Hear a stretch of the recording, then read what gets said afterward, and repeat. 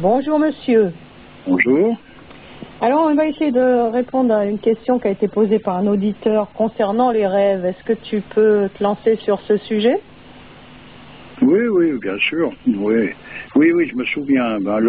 L'histoire du rêve, quand on parle de quelqu'un qui est éveillé, on parle de se réveiller par rapport à l'état de veille.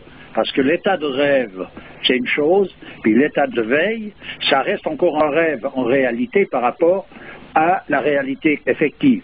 Oui. On utilise cette analogie pour pouvoir comprendre le processus.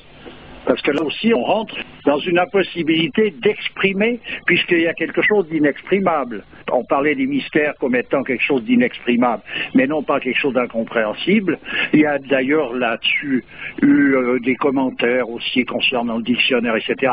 Il faut se rappeler que le dictionnaire, c'est pas quelque chose qui peut faire référence pour aller au-delà d'une certaine limite.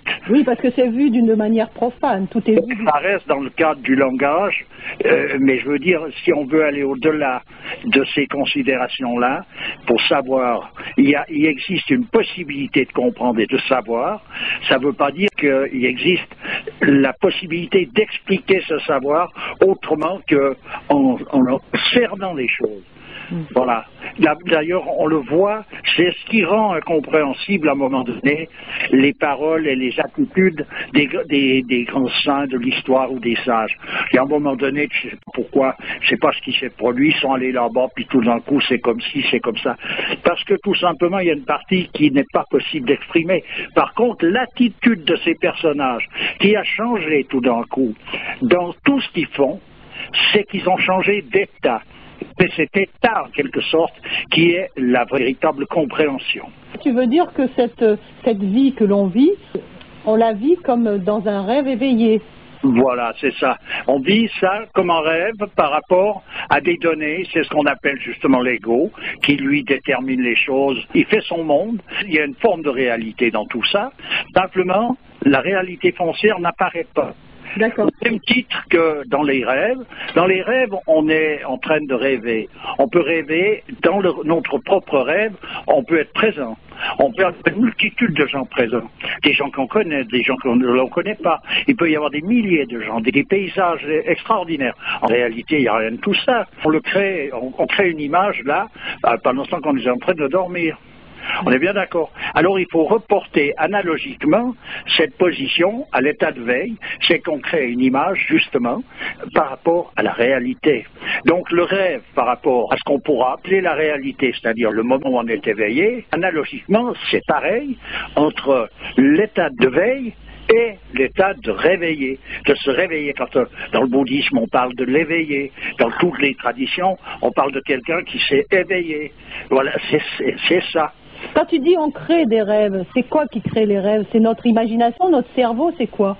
Ça, il y a tout un processus interne qui est après mis à contribution. Et puis, il y a, on pourrait dire, des idées reçues, comme dans un rêve. Quand on est en train de dormir et qu'on rêve, on rêve des choses qui font partie, en quelque sorte, des idées reçues. Tu vois, c'est des choses que l'on connaît plus ou moins, ou que l'on pressent, ou que l'on voudrait, etc. On crée un monde, on fabrique un monde. Tu veux dire que c'est toute une accumulation de données qui ont été enregistrées pendant l'état de veille éveillée qu'est la journée, et qui, pêle-mêle, s'entrechoquent là et s'expriment à travers les rêves de la nuit, quoi. Oui, mais entre autres, ça c'est entre autres. Il y a beaucoup d'autres paramètres, dans le sens qu'il y a toutes les influences de différents bords. Quand on a parlé récemment de personnages influents qui savent manipuler en quelque sorte l'état d'esprit de l'homme, là, ces influences-là se mettent à jour aussi dans les rêves. Est-ce qu'on peut considérer le rêve comme une soupape de l'inconscient? Oh, mais là, moi, je vais pas rentrer là-dedans, on arrive dans la psychologie, moi Voilà. je vais pas m'amuser à ce genre de plan, j'en ai déjà parlé, tu sais ce que j'en pense. Bah, On perd son temps avec oui, d'accord, mais c'est possible, par exemple... Le problème, il n'est pas là. Attends, excuse-moi, c'est possible, par exemple, d'extérioriser un malaise, ou je sais pas, à travers... Oui, on s'en fout, tu comprends ce que je veux dire? Non, mais tellement que ça ne sert à rien. Le but de l'exercice de comprendre ces choses-là, c'est de savoir que, analogiquement, entre le rêve et l'état de veille, il y a exactement la même opération qui se fait entre l'état de veille et l'état de réveillé, en rapport à la vérité comme telle. C'est aussi paradoxal, parce que quand on est dans un rêve, on y est plein pot. On n'est pas en train de regarder puis dire « Ah tiens, je suis en train de rêver à ceci ». Non, on rêve et à un moment donné, on est dans un cul-de-sac, il n'y a plus de possibilité d'avancer, il n'y a plus de possibilité de respirer, on ne sait plus comment faire et tout d'un coup on se réveille. Hop, tout est réglé. Eh bien c'est exactement la même chose dans la vie, c'est que cet état de veille qui amène le monde à chercher, à essayer de comprendre, à tourner en rond dans 36 millions de trucs et que de toute façon on se casse les dents, parce que c'est pas possible autrement, tout simplement, puisqu'il ne s'agit pas de la réalité foncière des choses. Donc à un moment donné, poussé assez loin, tout d'un coup, il y a aussi une possibilité de réveil. Donc on peut échapper à toutes ces tribulations de notre existence en changeant d'état, c'est-à-dire en passant du rêve éveillé à l'éveil. Voilà. C'est pas échapper aux tribulations de l'existence, c'est pas ça. Parce que si tu te fais mal, tu continues de te faire mal même pour en éveiller. Le problème, c'est pas là, c'est la perspective des choses. C'est la manière, c'est de voir les choses pour ce qu'elles sont, et non pas pour ce que l'on en croit ou ce que l'on en juge, c'est pour ce qu'elles sont. Par exemple, si on veut donner un exemple, parce que c'est toujours des exemples qui sont relatifs, puisqu'on ne peut pas exprimer l'inexprimable. Quand tu vois un magnifique carrosse qui passe, tout sculpté, tout travaillé, un beau carrosse, etc., bon, les gens vont voir ces sculptures, vont voir ceci, vont voir cela, mais quelqu'un qui regarde les choses en profondeur, il va voir déjà avant tout que c'est du bois. Oui, tu l'avais fait, cette analogie. Voilà, mais c'est ça, c'est qu'à un moment donné, tu vois, ça n'apparaît pas. Ce qui apparaît, c'est toute la forme. Tu veux dire, ce qui apparaît, c'est la superficialité, finalement. On ne va pas dire superficialité, parce que ça ne va pas non plus. On va dire simplement la forme. Oui, d'accord. Et à part la forme, il y a l'essence même des choses. Il y a cette forme qui peut changer, mais le fond ne change pas. Voilà. D'accord. Raison pour laquelle on parle de religion en disant que celles-ci, les unes et les autres, il y a une unité transcendante réelle, malgré la diversité d'applications. D'accord. Voilà. Alors, bon. les rêves ont quand même une valeur. Regarde, dans les religions, les prophètes ont eu des rêves prémonitoires ou de grands rêves. Donc, ça a quand même une valeur en soi. Oui, mais tout simplement déjà parce que eux, ils sont positionnés de manière à que tout ce qui leur arrive n'est pas banal. Mais on ne peut pas considérer chaque rêve qui nous arrive comme étant quelque chose de prémonitoire. Il faut faire attention parce qu'on s'empêtre là-dedans. Voilà, tu comprends? Oui. Et tu parles du prophète qui a eu des rêves prémonitoires, mais il a aussi apporté comme rêve, dans le rêve cosmique, il a aussi apporté, donc le Coran, la révélation de Dieu. Donc il était en rapport direct, aussi bien dans un rêve que dans l'état de veille, puisqu'il était lui-même réveillé, véritablement, dans le sens réel du terme. Réveillé ou éveillé? Oui, éveillé. Voilà. Oui, d'accord. Enfin bref, tout ça, c'est une chose, donc tu as bien à saisir, on en a déjà parlé, mais il faut bien le comprendre, il faut bien essayer de cerner ça, c'est tout un travail, ça peut pas avec c'est là où je dis tout le temps, c'est pas avec le raisonnement, bon le raisonnement tu t'arrêtes là quoi, comme celui qui parlait du dictionnaire, on va à l'encontre du Larousse, donc voilà, tu vois, bon, faut rester alors dans le Larousse, mais il n'y a rien à chercher ailleurs, il n'y a pas de question à poser, si on pose une question, on la pose au Larousse, et puis le Larousse nous répond tout ce qu'il a à répondre, puis il faut s'en contenter. Mais souvent, de toute manière, qu'on le veuille ou non, il y a toujours une insatisfaction, donc il faut aller au-delà de ce genre de considération qui ne regarde pas le Larousse, il n'est pas constitué pour ça. Bref, voilà une chose. À présent, pour en venir à d'autres commentaires concernant des histoires politiques, c'est-à-dire politiques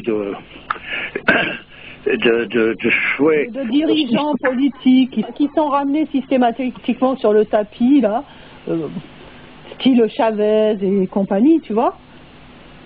Oui, ben c'est ça, pour en venir à ces systèmes de société où apparemment le personnage qui fait des commentaires a l'air emballé par ces pays tels que la Libye, tels que le Cuba, je crois le Venezuela, sauf erreur, je me souviens plus bien de tous les coins. De nouveau, il faut voir à long terme d'ailleurs ce que ça donne, il faut voir exactement de quoi il en tourne. Ensuite de ça, s'il y a une possibilité que ce genre de procédé fonctionne vraiment bien, dans le sens que ça amène l'homme, chaque homme qui vit dans une société comme celle-là, va donc au-devant de la solution qui est la solution pour tout homme, c'est de retrouver en quelque sorte sa véritable origine, c'est le but de sa vie. Donc à un moment donné, s'il s'agit d'un procédé qui amène à ça, ça veut dire que de toute façon, il y a donc derrière toutes ces apparences une véritable autorité qui est d'ordre spirituel. Si ce n'est pas le cas, ça va inévitablement au-devant d'un fiasco, à plus ou moins long terme, qui prend plus ou moins telle forme ou telle autre, et ça ne peut pas aller autrement, pour des raisons qui sont toutes simples, c'est des raisons de principe. C'est comme en mathématiques, on ne peut pas appliquer les choses comme on veut. 2 et 2, ça fait 4, on dit oui, mais ça peut faire 3, 5, moi je dis que ça fait 3, 8. On peut tout dire, la réalité reste ce qu'elle est, indépendamment de tout ce que l'on peut en penser, en vouloir, s'exalter autour. C'est pas ça l'histoire. C'est qu'à un moment donné, il existe des règles fondamentales dans l'ensemble de l'univers qui fait que les choses tournent de telle manière plutôt que de telle autre. Alors tant mieux si ces gens-là ont réussi à trouver provisoirement un processus qui leur permet de vivre, mais déjà par rapport à la raison d'être de l'homme, on arrivait à vivre, tu vois, tout un peuple qui vit, il est armé jusqu'aux dents. Bon, ils sont armés chez eux, ils sont armés. Bon, il y a des femmes qui font de l'avion de chasse, qui font. Mais je veux dire, est-ce que c'est une réussite pour l'homme, ça? Non, pas vraiment. Alors que ça soit dans cette pétaudière qu'ils ont trouvé le moyen de contrer un mouvement qui, lui, est envahissant par ce bout-là, bon, évidemment, tu es attaqué, assailli par quelqu'un, et puis tu te défends, et puis tu utilises aussi des procédés, puis après, c'est à toi, à moi. Bon, moi, je veux bien, je comprends bien la réaction, elle est inévitable qu'ils aient réagi de cette manière-là, tant mieux. Mais que ce soit un exemple véritable, qui permet donc d'amener l'ensemble de l'humanité à sa finalité réelle, ça ne peut pas faire. Ouais. On pourrait repartir à reconsidérer un homme comme Gandhi, qui lui a fait une révolution sans armes et avait donné un exemple précis de quelque chose où il était beaucoup plus loin que tout. Regarde les colonies où les choses se sont passées par les armes, ça n'a pas été mieux que les colonies où il y a eu un homme comme Gandhi, hein. Alors qu'il n'a pas sorti un fusil, ni un couteau, ni rien du tout, même pas une aiguille à coudre. Donc ce n'est pas là que ça se produit. C'est des rapports de force, ça se comprend. Moi, je comprends d'une certaine manière. Si on regarde ça sur un certain plan, bien sûr, tu es armé, tout le monde est armé, bon, venez vous chatouiller, on va pas se laisser faire. D'accord, tout ce que tu veux, mais j'entends que tu défends quoi, là? Tu défends un nationalisme. Alors un nationalisme, ça reste quelque chose qui n'a rien à voir avec véritablement l'origine même de l'homme. Oui, ou une idéologie. Etc. Donc tout est bien, mais je veux dire, ça n'a pas de rapport, en tout cas, avec les sujets traités en question. Ce qui est important de savoir, c'est comment les choses peuvent en arriver à cet état de conflit, pourquoi on est dans les conflits de toute façon. Et tout ça, il y a un processus qui permet de comprendre ça, et il y a surtout un processus qui permet de changer d'état, de façon à ce que ces choses-là apparaissent évidemment, parce qu'elles ne peuvent pas ne pas être vues, du moment que tu comprends les principes qui régissent l'ensemble de toutes ces possibilités. Alors est-ce qu'on peut dire qu'actuellement on vit un véritable cauchemar, puisqu'on parle de rêve? Oui, si on veut, mais ça reste après de nouveau subjectif, dans le sens qu'il y a des gens qui ont une nature où ils sont contents de vivre quoi qu'il arrive, d'autres ils sont pas contents de vivre quoi qu'il arrive. Là, on rentre dans quelque chose d'individuel. Mais il est vrai que si on veut considérer, on vit ce qui est appelé en Inde le Kali Yuga, le temps des conflits, l'âge de fer, c'est-à-dire qu'on vit la période la plus dure que l'humanité n'ait jamais pu passer. Malgré qu'on veut nous raconter que dans le temps, c'était je sais pas quoi, dans le temps en question, ce qu'on connaît en général, c'est le dans le temps des historiens, mais le dans le temps réel, c'est comme la signification du Larousse, ou bien la signification profonde, c'est deux choses qui sont très, très différentes. Voilà, d'accord. Voilà, je crois que c'est tout hein, sur le moment. Ok, bah écoute, voilà. On en reste là. Bah écoute, apparemment. Hein. Eh ben écoute, je te remercie. Bon, c'est toujours avec plaisir, il faut arriver à solutionner ce qui est solutionnable. Ouais, je voulais juste dire un truc, tu vois, quand on prend par exemple les gens, il y a beaucoup de gens qui prennent des neuroleptiques, des trucs chimiques avant de dormir et tout, et ça leur enlève le souvenir du rêve, tu vois. Ouais. C'est fou ça. Oui, oh ben tu sais, à un moment donné, pousser ce que la médecine, enfin la chimie a amené, elle a amené des choses qui peuvent rendre service. Mais j'entends, c'est toujours des jambes de bois, c'est jamais quelque chose qui rétablit l'équilibre. Le problème, c'est que quand tu prends ces substances-là, tu n'arrives pas à aller dans le sommeil profond, le sommeil véritablement réparateur, tu vois. Donc c'est un sommeil artificiel, tu vois, on parlait d'artifice, de monde artificiel. Les gens, ils dorment aussi d'un sommeil artificiel. Oui, mais c'est ça. De toute façon, on est dans l'artificiel jusqu'au cou, et c'est évident que ces produits, tout d'ailleurs intéressant qu'ils puissent être dans certaines situations, ça peut rendre un service. C'est comme la jambe de bois, ça rend service quand on n'a plus sa piote. La chaise à roulette aussi, toutes ces choses-là, c'est pas rejeté en vrac comme étant je sais pas quoi, mais de là à parler d'un progrès, non. Voilà, c'est tout. C'est une autre histoire. On invente au fur et à mesure des zizi-gougou qui nous permettent de supporter les maux qui viennent au fur et à mesure du temps. Et ça fait partie de la descente cyclique. Voilà. Ok, merci beaucoup. C'est toujours avec plaisir. À bientôt. À bientôt. Au revoir. Voilà.